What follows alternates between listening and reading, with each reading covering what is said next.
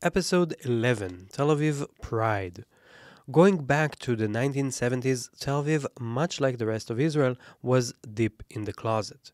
Homosexuality was in violation of the criminal code. Politicians were quoting biblical verses claiming that being Jewish and being gay is an oxymoron. Society was completely unaware of transgenders, gays, lesbians, etc., barring one or two celebrities which were considered exotic in the public eye. When the first Pride events were held in America and in Europe, it seemed unimaginable that Tel Aviv would one day host such an event. Indeed, it took years for the Israeli psyche to mature into the simple realization that love is love. The first rally for gay rights was held in 1979 in front of the Tel Aviv City Hall, and it was not well received. Only in the late 1980s was the law changed so that homosexuality was finally decriminalized. The 1990s saw the first major Pride events in Israel, all of which were happening in Tel Aviv. And starting in the year 2007, the Pride Parade was officially funded by the local government. Since then, the parade grew to be the largest LGBTQ plus event in the Middle East, even in all of continental Asia, with as many as 250,000 people participating. Picture this, the famous beachfront promenade of Tel Aviv, stretching along the Mediterranean coastline, transformed into a sea of rainbow colors with hundreds of thousands of participants marching under the sun. Dress code is minimal, with many coming in bathing suits, showing as much skin as possible and sometimes even more. For many Israelis who come to the parade from places all across Israel, to approximate nudity is perceived as a liberating act. For the visitors from abroad, reaching tens of thousands, Tel Aviv Pride stands out, perhaps because it's so unusual to have an openly gay culture in what seems to be a conservative country. As the city released the official date for Tel Aviv Pride 2025, Pride enthusiasts worldwide can now mark Friday, June 13th, and make plans accordingly.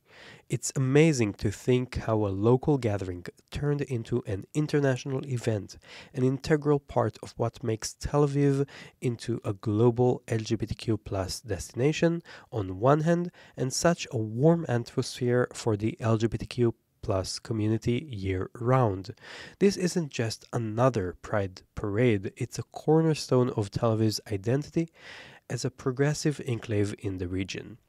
I was thinking about this turn of events as I was crossing Gan Meir, or Meir Park, where the Pride Parade is set to start. In the park, one can see the LGBTQ plus community center, one of its kind in Israel. It was recently renovated and turned into a beautiful four-story cultural arena, meeting point, and safe haven for many Tel Avivians. Right in front of the coffee place that operates on the ground floor is a pink triangle-shaped monument dedicated to those who were persecuted by the Nazis because of their sexual orientation during World War II. It's one of a few monuments of its kind in the world and the only monument in Israel dedicated to victims of the Nazis who were persecuted for a reason other than being Jewish. Tel Aviv sure has come a long way since the days that homosexuality was considered illegal in Israel, now anticipating one of the largest gatherings seen in Israel, the 2025 edition of Tel Aviv Pride. My name is Tomer Shlush, and I've been guiding tours in Tel Aviv since 2008. I started out of a fascination with my family history.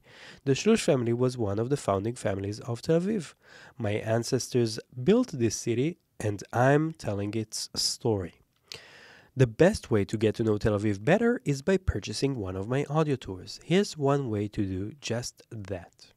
The O-Pod Hotel, situated right on the Tel Aviv Promenade, is one of the first hotels to answer the challenges of the city's evolution into a tourism magnet, attracting a wide range of tourists, including digital nomads and backpackers on a strict budget.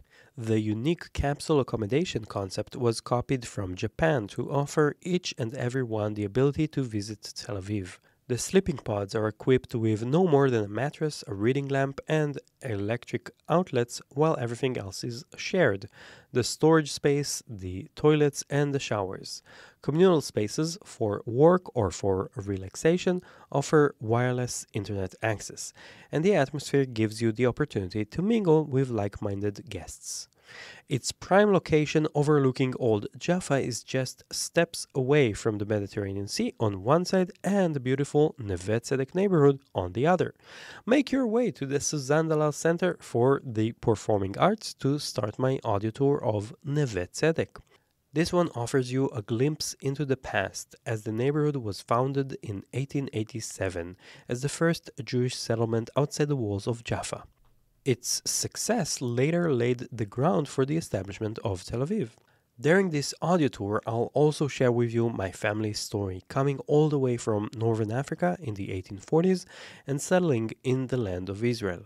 My great-great-great-grandfather, Aaron Shlush, was one of the founders of Neve Tzedek, and his sons later took part in the establishment of Tel Aviv. Unfortunately, my ancestors left me no real estate in the city, but I'm still happy to share their story, and I find it amazing. Starting something completely new in the sand dunes, which later became a vibrant metropolitan area, home to millions of Israelis today. As you conclude the tour, you'll also have the opportunity to stroll along Shabazi Street. That's the main street of galleries, shops, cafes, and restaurants in Neve Tzedek, as you head back to the Opod Hotel. You can make sure you've downloaded my Neve Tzedek audio tour before you head out, or you can download it on the go if you're set with a data package allowing for uninterrupted internet access. There's a link in the show notes to purchase my audio tour, Picturesque Neve Tzedek, a tour around Israel's Petit Paris. If you have any questions, you'll find all the ways to contact me on telaviv.tours. Tel Aviv is one word, no space, no hyphen, and there's a link in the show notes for your digital convenience. Following up on the previous episode, after recommending you download the Get app for taxi rides, Move It for bus rides, Wolt for food deliveries, and the Tel Aviv Beaches app for renting beach furniture, I want to continue the list of apps you should download in preparation for your visit to Tel Aviv. Check the show notes for links to easily get the apps I mentioned, either from Apple's App Store or Google Play for Android. Number 1, VoiceMap. When I started to ponder the idea of creating audio tours in Tel Aviv, I did some research and eventually came across VoiceMap. It was beyond my expectations, and I was amazed by the fact that it had no audio tours available in Israel, let alone Tel Aviv. It was 2018 when I first created an audio tour on the platform, and I was very proud to be the first to put my hometown on VoiceMap. With 6 audio tours now in Tel Aviv and 1 in Jerusalem, having hundreds of people experiencing my audio tours, I am delighted to recommend VoiceMap for people coming to visit. I use it on my own trips abroad and enjoy being guided by knowledgeable storytellers at my own pace. The narration is triggered by GPS as you walk, so you don't have to constantly look at the map. The voiceover plays automatically as you advance from one stop to the next. When following an audio tour, you're free to do so on your own schedule. You don't need to join a group or book a personal guide. Flexibility goes to the max, with you being able to start, pause, and continue whenever you want. You can get all of my audio tours on VoiceMap and enjoy a better understanding of Tel Aviv's history, architecture, and culture. And the price is affordable. Number 2, BIT. The Israeli monetary system is based on the Israeli shekel. The name of the coin is taken from biblical stories, and archaeologists found coins of the Israeli shekel that were used in the Jewish kingdom almost 2,000 years ago. The advanced banking system in Israel is highly regulated, and perhaps this is one of the reasons you don't see international banks operating in Israel, nor do Israelis use apps such as Venmo, Wise, or PayPal. BIT is the Israeli app most used for financial transactions in shekel. This app might prove useful in situations such as paying at the Carmel Market or Jaffa's flea market when the vendor might not have the ability to accept card payment. Much like apps with which you're probably familiar, you insert your credit card details and then you can send money by putting in a phone number, providing you a way to make cashless payments. Number 3. Metro Fun. With its mostly flat terrain and mostly bike-friendly weather, Tel Aviv is a great place to use bicycles to get around town. The rapidly growing bike infrastructure is complemented with an extensive bike-sharing scheme. I remember starting to use these city-owned bicycles back in 2011, but I'm sure none of them lasted since then. The bicycles are well kept, frequently replaced, and in recent years, some of them were upgraded with an electric engine. This is extra useful for long distances or when you don't want to put in too much effort so as not to sweat too much, or when trying to break a record getting all the way from Old Jaffa to Tel Aviv city center in what feels like the speed of light. The service has stations throughout the city, making it convenient to take a bicycle, electric or not, and return it wherever you want.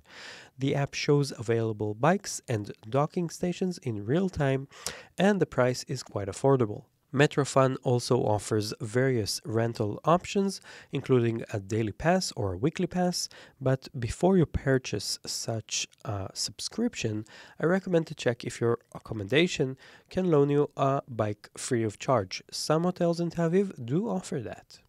Number 4. Autotel. Autotel is the car-sharing service operating in Tel Aviv. Unlike traditional car rentals, Autotel allows one-way trips, meaning you can pick up a vehicle in one location and drop it off at another within the service area.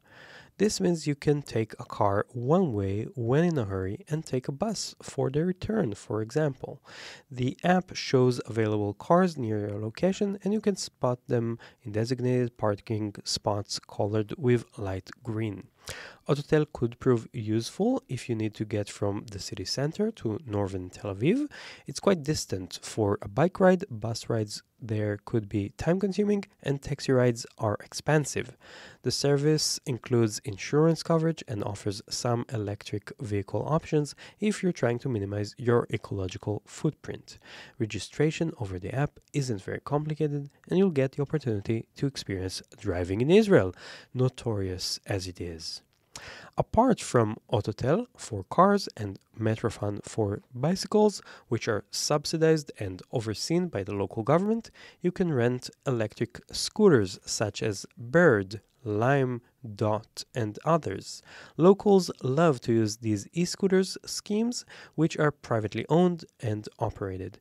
To unlock a vehicle, just scan the QR code and it will lead you to the relevant app. Be mindful that wearing a safety helmet while riding an electric scooter is mandatory, and you can be fined if you're caught without one, so it's best to rent a scooter that has a detachable helmet for you to use. Thanks for listening, and you'll hear from me again when the next episode comes out next week. Until then, I am Tel Aviv tour guide Tomer Shlush, signing off and hoping to see you soon in Tel Aviv.